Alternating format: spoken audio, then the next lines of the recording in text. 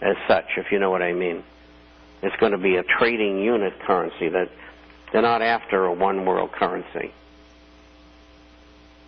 I saw some responses.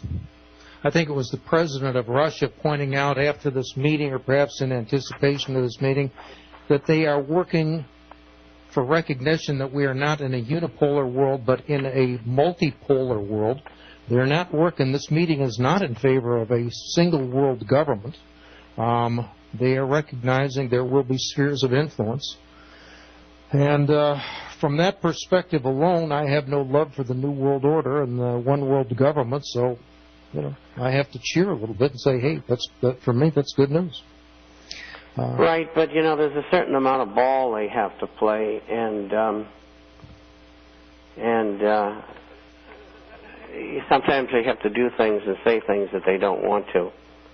I mean, they're upset with the United States. It's a dictatorship, and they got a fascist government. And Russia said a couple of weeks ago, look, we've been through all that. You morons are copying all the mistakes we made. What's wrong with you? And what's wrong with you is we're financed and run by the same criminals that brought communism to Russia. That's why. Mm-hmm. Got another question here from Chris. He says, Bob and Melody, what's the difference between dollar devaluation and dollar collapse? Are these terms used synonymously? If so, at what percent devaluation would constitute a collapse of the dollar?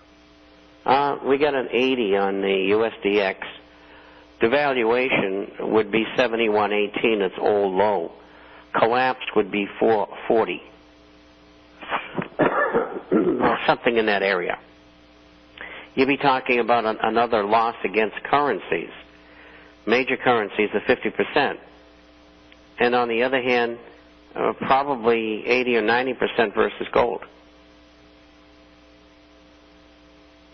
And incidentally, all the countries have been doing the same stupid things that the United States has with money and credit.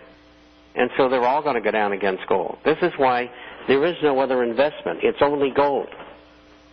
There's no place else you can go. Being in currencies is a waste of time, because gold is going to be the ultimate arbiter of wealth. That's true. During the Great Depression, and during any depression, people pick up the motto that cash is king. And during the Great Depression, everyone hung on to their dollars as best they could, because they knew that if a dollar today would buy $1.15 worth of goods 6 months or a year from now. I might be exaggerating the numbers, but the dollar was growing in value, and people today may be tempted to hang on to their paper dollars the same as they did during the Great Depression.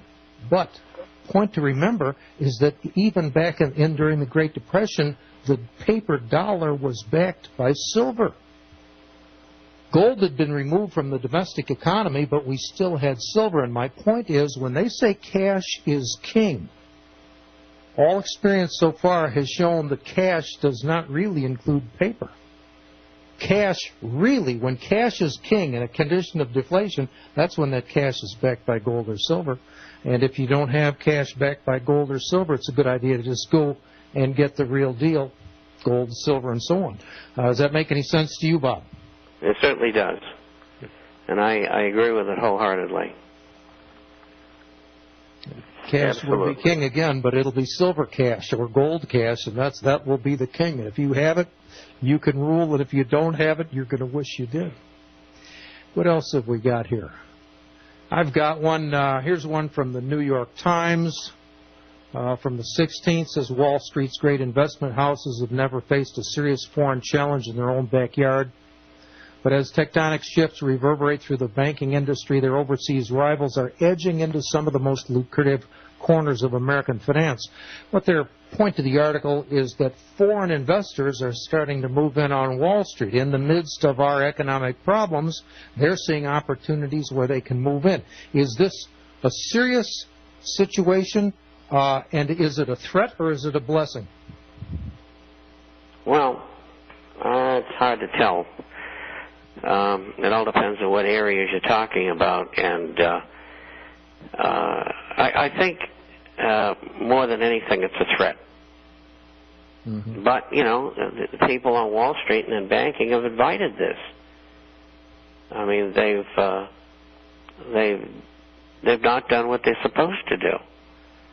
And they've messed the system up through their greed. And on the other hand, at the same time, they brought the system to a level and will bring it to a level ultimately that'll, they hope, force people to accept world government. And that's what this is all about.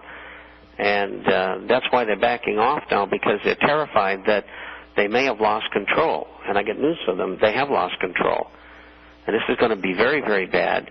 And it's going to be very, very bad for them, and never mind their one world new order. All of this stuff they're putting in place is not going to work. You know, Homeland Security and giving everybody shots when they don't need them, phony epidemics,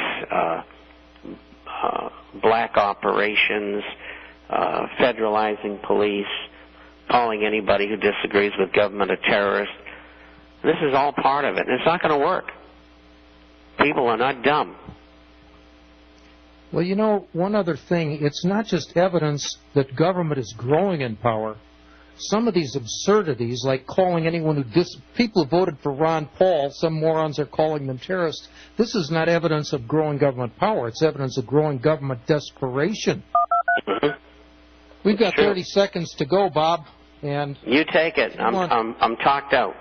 Okay, Bob, thanks very much. That's Bob Chapman, our world-famous economist, who's here Monday, Wednesday, and Friday here on Financial Survival. I'm sitting in for Melody Cedarstrom. This program is brought to you by Discount Gold and Silver, 1-800-375-4188 for all your gold and silver needs, and you can get a complimentary copy of the International Forecaster. Give them a call, 1-800-375-4188. Bye-bye.